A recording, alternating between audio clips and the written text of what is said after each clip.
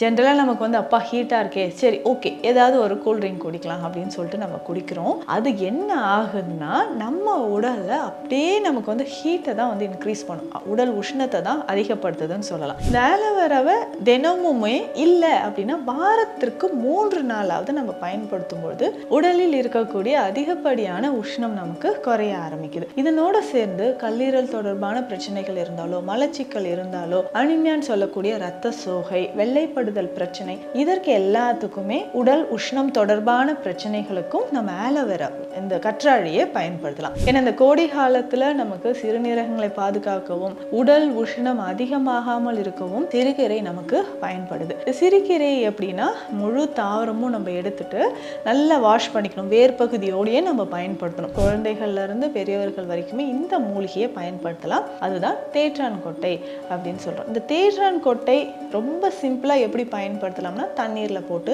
ஊறல் குடிநீர் மாதிரி, அதாவது இந்த தேற்றான் கொட்டை இரவு நேரத்திலே ஒரு 10-15 கொட்டைகளை தண்ணீர்ல ஒரு 2-3 லிட்டர் தண்ணீர்ல போட்டு வச்சுட்டு காலையில நம்ம ரெகுலராக குடிக்கக்கூடிய தண்ணீர் மாதிரி இந்த தேற்றான் கொட்டை தண்ணீரை நம்ம பயன்படுத்தணும். ஸோ இந்த மாதிரி குடிக்கும்போது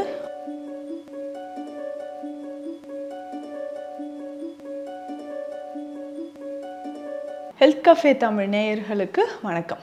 உடல் உஷ்ணம் அதிகமாக இருக்கக்கூடிய சமயத்தில் என்னென்ன மூலிகைகள் கட்டாயம் நம்ம சேர்த்துக்கணும்? இப்போது கோடை காலத்தில் நிறைய பேர் கேட்குற விஷயம் இதுதான். பாடி ஹீட் ஆகுது, கண் எரிச்சல் இருக்குது, ரொம்ப ஹேர் ஃபால் ஆகுது, யூரின் போகும்போதே ரொம்ப உஷ்ணமாக இருக்குது, யூரின் போகக்கூடிய இடத்துல ரொம்ப எரிச்சல் இருக்குது, அதே மாதிரி பைல்ஸ், ஃபிஸ்டுலா பிரச்சனை, பாடி ஹீட்னால எனக்கு கண் எரிச்சல்லேருந்து பல வகையான எனக்கு தொந்தரவுகள் உடலில் இருக்குது அப்படின்னு சொல்கிறாங்க. இந்த மாதிரி உடல் உஷ்ணத்தை தணிக்க இயற்கையான முறையில் என்னென்ன நம்ம ஃபாலோ பண்ணலாம்? ஜென்ரலாக நமக்கு அப்பா ஹீட்டாக இருக்கே, சரி ஓகே ஏதாவது ஒரு கூல் ட்ரிங்க் குடிக்கலாம் அப்படின்னு சொல்லிட்டு நம்ம குடிக்கிறோம். அது என்ன ஆகுதுன்னா நம்ம உடலில் அப்படியே நமக்கு ஹீட்டை தான் இன்க்ரீஸ் பண்ணும், உடல் உஷ்ணத்தை தான் அதிகப்படுத்துதுன்னு சொல்லலாம். அப்போது இயற்கையான முறையில் என்னென்ன ஃபாலோ பண்ணலாம்? ரொம்ப சிம்பிளான விஷயம் தான். இந்த மூலிகைகள் எல்லாமே கொஞ்சம் கொஞ்சம் வீட்டில் வாங்கி வச்சுக்கோங்க. எப்போல்லாம் நமக்கு உடலில் ஒரு ஹீட்டாக இருக்குது அப்படின்னு நினைக்கும்பொழுது இந்த மூலிகைகளை பயன்படுத்தி உடனடியாக உடல் உஷ்ணத்தை நம்ம குறைக்க முடியும். சிலர் சொல்லுவாங்க யூரின் போகும்பொழுது நீர் கடுப்பு இருக்கு, எப்படின்னா யூரின் வர மாதிரி இருக்குங்க, யூரின் போனா கொஞ்சமாக தான் ஒரு 50 to 100 ml யூரின் தான் அவுட்புட் இருந்திருக்கும், ஆனால் ரொம்ப பெயின் இருக்கு, நமக்கு அந்த அடி வயிற்று பகுதியில் 2 சைட்லையும் ரொம்ப வலி இருக்கு, பிளாடர் இருக்கக்கூடிய இடத்துலையும் ரொம்ப பெயினாக இருக்கு அப்படின்னு சொல்லுவாங்க. இது நீர் கடுப்பு இல்லைன்னா நீர் சுருக்கு. அதே மாதிரி கோடை காலங்களில் ரொம்ப ட்ரைனஸ் இருக்கும். இந்த ட்ரைனஸ் இருக்கிறதுனால என்ன ஆகுனா யூரினரி ட்ராக்ட் இன்ஃபெக்ஷனும் நிறைய பேருக்கு இருக்கும். அது முக்கியமாக சர்க்கரை நோயாளிகளாக இருக்கும் பொழுது பெண்களுக்கு அடிக்கடி யூரினரி ட்ராக்ட் இன்ஃபெக்ஷன், வயதான நபர்களுக்கு அடிக்கடி யூரினரி ட்ராக்ட் இன்ஃபெக்ஷன் வருது. ஸோ இந்த மாதிரி உடல் உஷ்ணத்தை இயற்கையான முறையில் நம்ம எப்படி சரி செய்யலாம்? இந்த மூலிகைகள் எல்லாமே நம்ம வீட்டில் இருக்கணும்னா என்னென்ன அப்படின்றத பார்க்கலாம். முதல்ல கற்றாழை. ஸோ ஆலோவேரா ரொம்ப ரொம்ப முக்கியம். ஸோ இன்னைக்கு நிறைய கடைகளில் ஆலோவேரா நமக்கு அந்த மடல்களாகவே கிடைக்குது.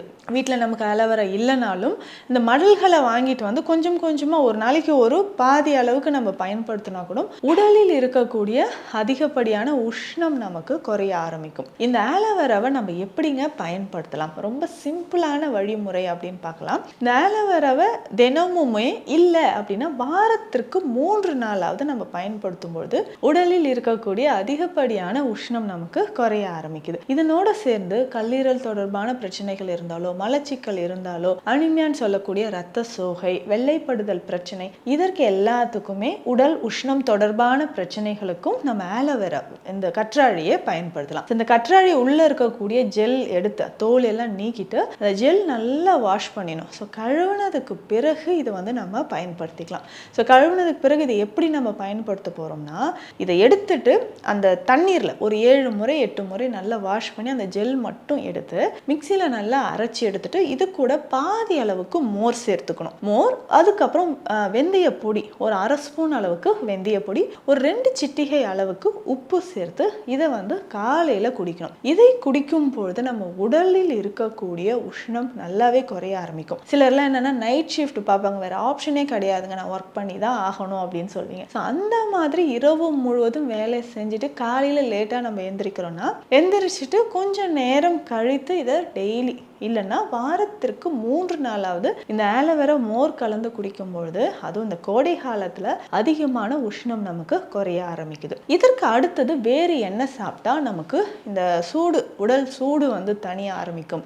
கீரை வகைகள்ல சிறுகீரை ரொம்ப ரொம்ப முக்கியம். ஏன்னா இந்த கோடை காலத்துல நமக்கு சிறுநீரகங்களை பாதுகாக்கவும் உடல் உஷ்ணம் அதிகமாகாமல் இருக்கவும் சிறுகீரை நமக்கு பயன்படுது. சிறுகீரை எப்படின்னா முழு தாவரமும் நம்ம எடுத்துட்டு நல்லா வாஷ் பண்ணிக்கணும். வேர் பகுதியோடையே நம்ம பயன்படுத்தணும். வாஷ் பண்ணிட்டு வேரோடையே சேர்த்து சின்ன சின்ன பீசஸாக கட் பண்ணிக்கலாம். ஸோ கட் பண்ணி எடுத்துட்டு இதை நம்ம தண்ணீரில் நல்லா கொதிக்க வைக்கணும். ஸோ தண்ணீரில் போட்டு நல்லா கொதிக்க வைக்கும்போது அதில் இருக்கக்கூடிய சத்துக்கள் எல்லாமே அந்த தண்ணீரில் இறங்கும். ஸோ இது ரொம்ப சிம்பிள். இதற்கு வந்து ஒரு 5-6 சின்ன வெங்காயம் சின்ன சின்னதாக நம்ம கட் பண்ணி அதை தண்ணீரில் போட்டுடணும். ஒரு 1/2 ஸ்பூன் அளவுக்கு சீரகம் சேர்த்து இதை நல்லா இந்த கீரையும் போட்டு நல்லா கொதிக்க வச்சணும். ஒரு 10 நிமிடங்கள் கொதித்ததுக்கு பிறகு இதை வடிகட்டினோம். 100 ml அளவுக்கு இந்த கஷாயத்தை டெய்லி பருகிட்டு வரும்போது யாரெல்லாம் பருகலாம் அப்படின்னா குழந்தைகள்ல இருந்து வயதானவர்கள் வரைக்கும் பருகலாம். ஸோ வெயிலில் நான் வந்து ஒர்க் பண்ணிட்டு வரேன், ஸோ ஈவினிங் டைம்ல வீட்டுக்கு வந்துட்டேன், ரொம்ப உஷ்ணமா இருக்கு அப்படின்னு சொல்லி ஃபீல் பண்ணீங்கன்னா அந்த மாதிரி இருக்கக்கூடியவங்க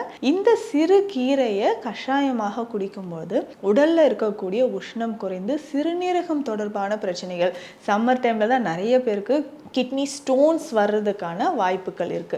அது சரியாகிறதுக்கு நமக்கு இந்த சிறுகீரை கஷாயம் பயன்படுது. இல்ல சிறுகீரையை வந்து கடையல் மாதிரியும் நம்ம பயன்படுத்தும் பொழுது உடல்ல இருக்கக்கூடிய உஷ்ணம் நமக்கு குறைய ஆரம்பிக்கும். அடுத்த முக்கியமான ஒரு மூலிகை, இதை வாங்கி வச்சுக்கோங்க. குழந்தைகள்ல இருந்து பெரியவர்கள் வரைக்குமே இந்த மூலிகையை பயன்படுத்தலாம். அதுதான் தேற்றான் கொட்டை அப்படின்னு சொல்றோம். இந்த தேற்றான் கொட்டை ரொம்ப சிம்பிளா எப்படி பயன்படுத்தலாம்னா தண்ணீர்ல போட்டு ஊறல் குடிநீர் மாதிரி, அதாவது இந்த தேற்றான் கொட்டி இரவு நேரத்திலே ஒரு 10-15 கொட்டைகளை தண்ணீரில் ஒரு 2-3 லிட்டர் தண்ணீரில் போட்டு வச்சுட்டு காலையில் நம்ம ரெகுலராக குடிக்கக்கூடிய தண்ணீர் மாதிரி இந்த தேற்றான் கொட்டை தண்ணீரை நம்ம பயன்படுத்தணும். ஸோ இந்த மாதிரி குடிக்கும்பொழுது உடலில் இருக்கக்கூடிய அதிகப்படியான உஷ்ணம் நமக்கு குறைய ஆரம்பிக்கும். ஸோ நம்ம உடல் உஷ்ணம் குறையிறதுக்கு இந்த மாதிரியான மூலிகைகள் நம்ம வீடுகளில் வாங்கி பயன்படுத்தலாம். இல்லைன்னா இந்த தேற்றான் கொட்டை பொடி, வெறும் தேற்றான் கொட்டையை மட்டும் தனியாக பொடி பண்ணி கடைகளில் இருக்கும், நாட்டு மருந்து கடைகளில். பொடியை வாங்கி நம்ம எப்படி பயன்படுத்தலாம் அப்படின்னு பார்த்தீங்கன்னா தண்ணீரில் வந்து ஒரு துணியில் வந்து இந்த பொடியை வச்சுட்டு காட்டன் கிளாத்தில் இந்த பொடியை போட்டு கட்டி அந்த தண்ணிக்குள்ளே போட்டுட்டோம்னா இதனுடைய சாறு கொஞ்சம் கொஞ்சமாக அது தண்ணீரில் ஊறி ஊறி என்ன ஆகுனா அந்த டேஸ்ட், தண்ணீரோட டேஸ்ட்டே நல்லா நமக்கு மாறி வரும். அந்த தண்ணீரை நம்ம குடித்தாலும் நம்ம உடலில் இருக்கக்கூடிய உஷ்ணம் நமக்கு குறைய ஆரம்பிக்கும். அடுத்து முக்கியமான ஒரு மூலிகை தான் நன்னாரி. நன்னாரியை பற்றி நம்ம சொல்லவே வேண்டாம். அதிகமான கோடை காலங்களில் இந்த உடல் உஷ்ணம் தணிவதற்கு நன்னாரி சர்பத் குடிக்கக்கூடியது நம்ம வழக்கத்தில் இருக்கு. இது நன்னாரி சர்பத் நீங்கள் கடைகளில் வாங்கலைனாலும் வீடுகள்லேயே நம்ம வந்து அப்பப்போ ரெடி பண்ணி குடிச்சிக்கலாம். எப்படின்னா நன்னாரிக்கு நடுவில் வந்து ஒரு நரம்பு மாதிரி சின்னதாக இருக்கும். அதை ரிமூவ் பண்ணிட்டு அந்த தோல் பகுதியை மட்டும் தண்ணீரில் நைட்டே ஊற வச்சிடணும். 1/2 லிட்டர் தண்ணீரில் ஒரு 100-150 கிராம் நன்னாரியை ஊற வச்சுட்டு காலையில் எழுந்திரிச்சு 2 லிட்டரா தண்ணியை அது கூட சேர்த்துட்டு கொதிக்க வைக்கணும். ஸோ இது 1 லிட்டர் தண்ணியாக வந்ததுக்கப்புறம் இது கூட நம்ம இன்னும் கொஞ்சம் தண்ணீரோ அதுக்கப்புறம் கொஞ்சம் எலுமிச்சை சாறு, புதினா இலைகள் இது எல்லாமே சேர்த்து கொஞ்சம் வெல்லம் கூட சேர்த்துக்கலாம். ஸோ அந்த மாதிரி சேர்த்து ஏலக்காய் பொடி, சுக்கு பொடிலாம் சேர்த்து நம்ம குடிக்கும்பொழுது உடலில் இருக்கக்கூடிய அதிகப்படியான உஷ்ணம் நமக்கு தனியாக ஆரம்பிக்கும். அதே மாதிரி தான் வெட்டி வேரும் நம்ம வாங்கி வச்சுக்கிட்டோம்னா ரொம்ப சிறப்பான ஒரு மூலிகை, அதிகமான உடல் உஷ்ணத்தை நமக்கு தணிப்பதற்கு. ஸோ இந்த வெட்டி வேரை வந்து நம்ம எப்படின்னா இதே மாதிரி ஊறல் குடிநீர் மாதிரியோ இல்லை எண்ணெயோடு சேர்த்து, இப்போ நம்ம சொன்ன எல்லா மூலிகைகளுமே கற்றாழை, வெட்டி வேர், ஸோ இது ரெண்டுமே என்ன பண்ணலாம் அப்படின்னா தேங்காய் எண்ணெயோடு சேர்த்து, வெந்தயம் 3மே சேர்த்து தேங்காய் எண்ணெயோட காய்ச்சி நம்ம எடுத்து வச்சுட்டு வாரம் 2-3 முறை நம்ம வந்து ஹேர் வாஷ் பண்ணும்போது தலைக்கு குளிக்கும்பொழுது இதை பயன்படுத்தினோம்னா அதிகமான உஷ்ணம், ஸோ இரவு நேரத்தில் நம்ம உறங்கும்பொழுது ரொம்ப உஷ்ணமாக இருக்குன்னா இந்த எண்ணெயை நம்ம கண்ணை சுற்றி அப்ளை பண்ணிக்கலாம். அதுக்கப்புறம் உள்ளங்கால்லையும் தொப்புள் சுற்றியும் நம்ம அப்ளை பண்ணும்பொழுது உடலில் இருக்கக்கூடிய அதிகமான உஷ்ணம் நமக்கு குறையும். வெட்டி வேரை வந்து தண்ணீரில் போட்டு ஊறல் குடிநீர் மாதிரி நம்ம பயன்படுத்தினாலும் உடலில் இருக்கக்கூடிய உஷ்ணம் நமக்கு தனிய ஆரம்பிக்கும். ஸோ இந்த மூலிகைகள் எல்லாமே ரொம்ப சிம்பிளாக கிடைக்கக்கூடியது தான். வீடுகளில் வாங்கி நம்ம வச்சுக்கிட்டோம்னா எப்போல்லாம் நமக்கு வந்து பாடி ஹீட் ஃபீல் பண்ணுறோமோ அந்த டைம்ல எல்லாம் நிறைய பேருக்கு கான்ஸ்டிபேஷன் இருக்கும், மலச்சிக்கல் தொந்தரவு இருக்கும், கண் எரிச்சல் இருக்குது, டைஜஷன் ப்ராப்ளம், ரொம்ப பாடி ஹீட், ஹேர் ஃபால் ஆகுது அப்படின்னா இந்த மாதிரியான சிம்பிள் ஹோம் ரெமெடிஸை நம்ம பயன்படுத்தும் பொழுது உடலில் இருக்கக்கூடிய உஷ்ணம் குறைய ஆரம்பிக்கும். ஸோ இந்த பதிவு உங்களுக்கு பயனுள்ளதாக இருக்கும்னு நினைக்கிறேன். மீண்டும் அடுத்த பதிவில் சந்திக்கலாம். நன்றி. இந்த வீடியோ உங்களுக்கு பிடிச்சிருந்தா லைக் பண்ணுங்க, ஷேர் பண்ணுங்க, கமெண்ட் பண்ணுங்க. மறக்காம ஹெல்த் கஃபே தமிழ் சேனலை சப்ஸ்கிரைப் பண்ணிட்டு பெல் பட்டனை கிளிக் பண்ணிடுங்க.